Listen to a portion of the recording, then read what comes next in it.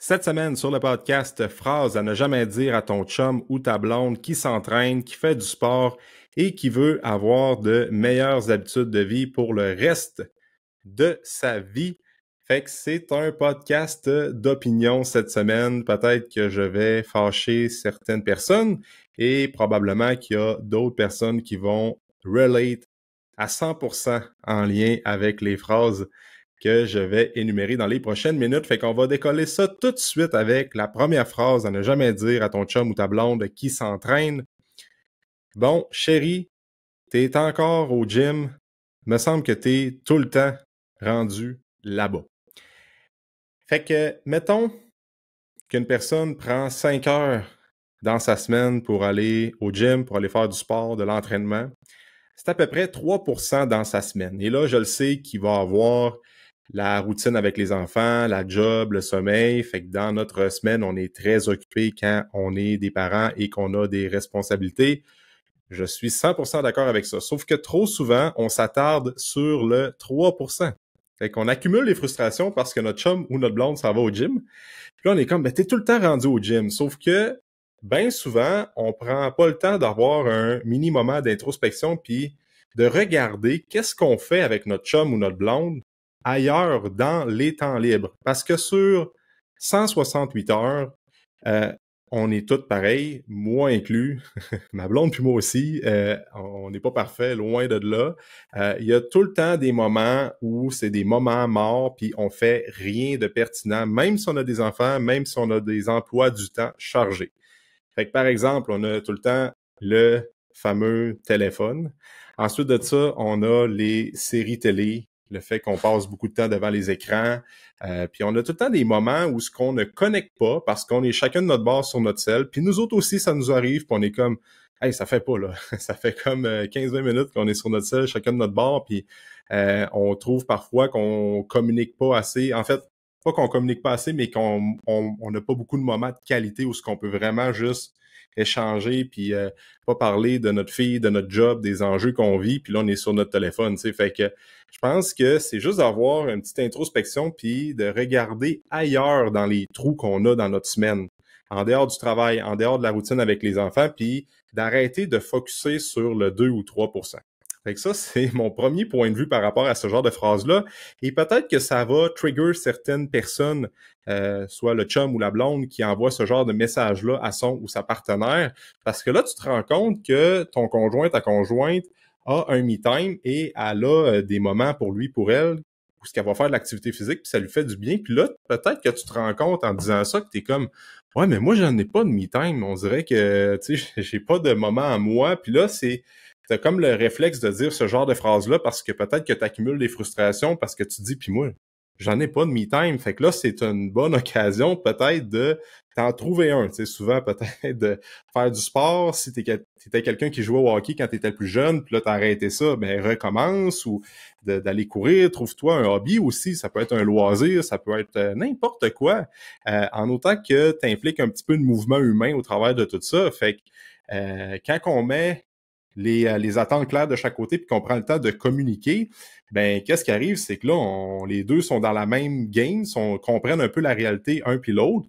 Fait que là, c'est plus comprenable quand ton chum, ta blonde passe 3% du temps dans un gym, ben là, t'es comme, moi aussi, je vais avoir un 3% à mon tour, ça va nous faire du bien, ça va faire en sorte qu'on va mieux communiquer, on va être des meilleurs chums blondes, on va être meilleurs avec les enfants et tout ça, tu sais. Fait que c'est normal que des fois, on a ce genre de réflexe-là, comme t'es tout le temps parti au gym, mais c'est parce que communique clairement comment tu te sens, puis toi aussi, tu as le droit de n'avoir des me-time. Fait que si ta blonde, admettons, ou ton chum fait du sport, ben là, elle va juste comprendre le fait que toi aussi, tu as besoin de faire du sport ou bien d'avoir un moment pour toi. Fait que, phrase à ne jamais dire, numéro 1, bon, t'es encore parti au gym. On ne devrait jamais dire ça, OK? Ensuite de ça, la phrase numéro 2, c'est quelqu'un qui commence à changer ses habitudes de vie, quelqu'un qui commence à s'entraîner. Souvent, j'ai déjà eu des échos que leur chum, leur blonde leur disent t'es pas obligé de faire tout ça, t'es bien correct de même, tu sais, accepte-toi comme ça. Je suis 100% pour l'acceptation corporelle, by the way, mais si une personne débute un processus de transfo physique où elle désire perdre du gras ou bien elle veut être en meilleure santé, gagner en énergie, juste se remettre en bonne condition physique et tout ça, ben juste le fait de lui envoyer ce message-là, ça minimise l'importance de ses objectifs et c'est comme si tu lui envoies le message que c'est pas si important, là, tes objectifs. Mais si la personne a vraiment fait les bonnes démarches, puis les bonnes étapes, puis là, elle se lance vraiment dans le process parce qu'elle ne se sent pas bien, ben juste lui envoyer ça, je pense que ça minimise justement l'importance de ses objectifs, mais c'est un objectif qui est hyper important, puis ça va juste apporter du bien pour tout le monde, pour le couple, pour les enfants, OK? Puis parfois, ce qui arrive, c'est que ça va trigger certaines personnes parce que là, quand il y a une personne dans le couple qui veut évoluer, ben l'autre, elle a comme un genre de sentiment qui est comme, moi, ça me tente pas pantoute d'évoluer, moi, ça me tente pas pantoute de commencer à m'entraîner. Je suis donc bien dans ma petite zone de confort, puis ça me tente pas que ma blonde ou mon chum commence à s'entraîner parce que clairement que ça va avoir des impacts sur moi et les enfants parce que là, elle va passer un petit peu plus de temps à faire du sport. Comme je disais tantôt, c'est pas si pire que ça. Mais là, probablement que ça va changer des routines au niveau de l'alimentation. Ça va peut-être changer bien des affaires. Fait que c'est sûr que ça va impacter tout le monde sous le toit.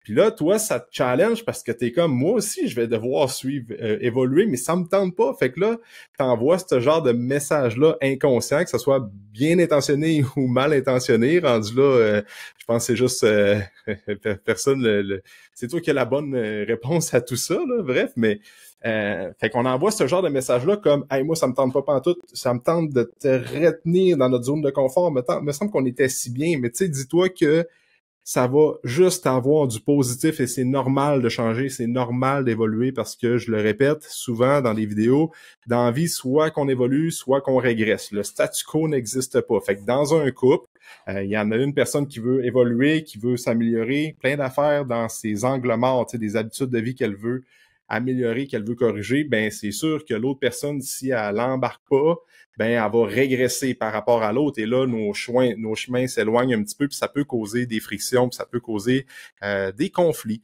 Fait que je pense que c'est souvent, il y a ce genre de réaction-là, puis t'es pas obligé de faire comme lui ou elle. T'es pas obligé d'aller t'entraîner 4-5 fois semaine, de manger de la salade tous les midis, puis de commencer à prendre des suppléments, mais t'es pas obligé non plus d'être un boulet, puis d'être un fardeau dans le couple parce que l'autre personne commence à s'entraîner et faire du sport, OK? Fait que une petite zone là entre les deux, que t'es comme pas obligé d'être complètement l'inverse, mais juste dire, hey, regarde, chérie, c'est cool le processus que tu fais.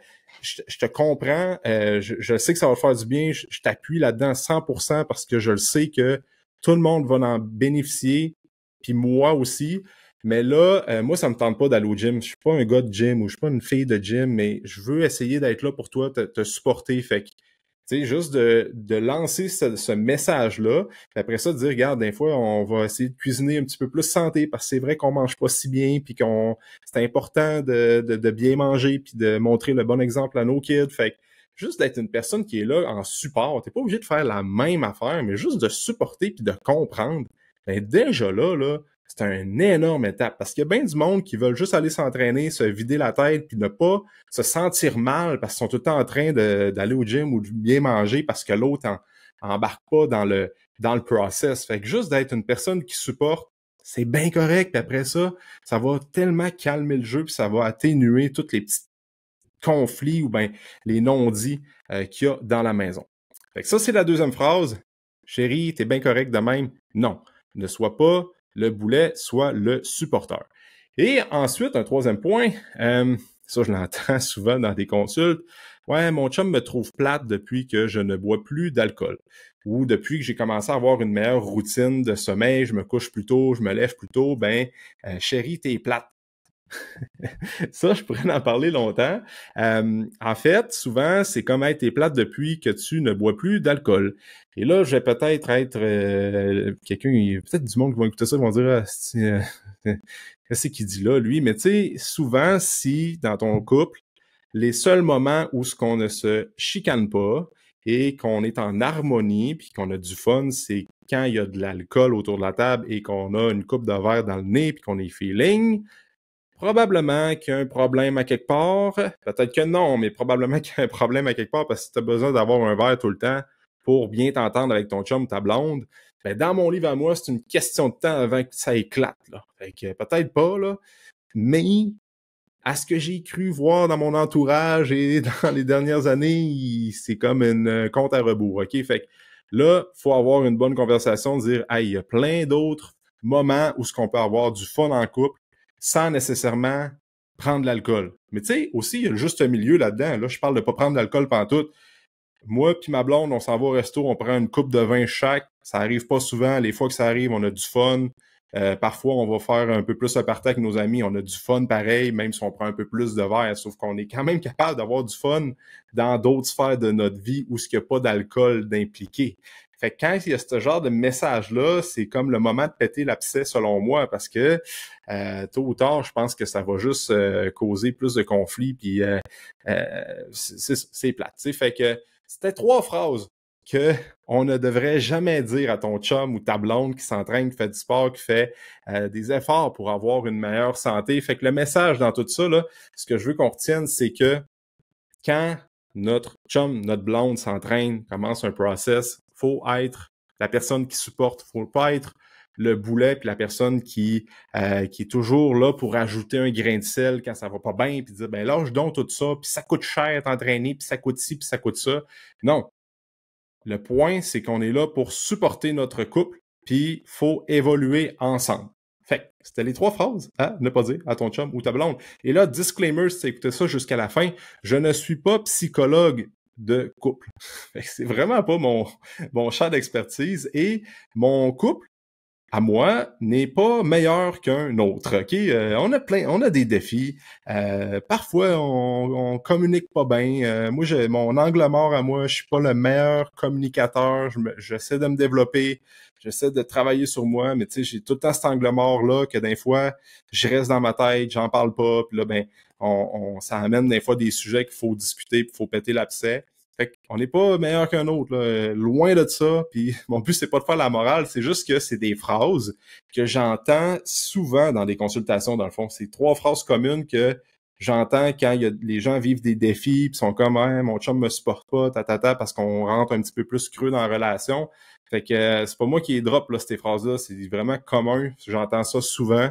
Fait que c'est pour ça que j'ai décidé de faire un podcast là-dessus. Petite thérapie de couple version entraîneur. Fait que that's it. On laisse un 5 étoiles Spotify, Apple. On essaie de monter les 5 étoiles, s'il vous plaît. Là, j'en ai pas assez. On monte ça, c'est bon pour l'algorithme. Fait que si ça fait longtemps que tu écoutes le podcast, honnêtement, prends 15 secondes, laisse un 5 étoiles. Là. Tous les podcasteurs disent ça. Là. Fait que moi, je vais dire la même affaire. On s'abonne à la chaîne YouTube. Je mets beaucoup d'efforts sur YouTube dernièrement. On partage cet épisode-là à quelqu'un qui devrait peut-être partager ça à son chum ou ta blonde, ou sa blonde, ou toi-même, shoot-le à ton conjoint ou ta conjointe, puis après ça, vous discuterez de tout ça au souper ce soir. Fait que merci, puis nous autres, on se dit dans un prochain épisode. Ciao!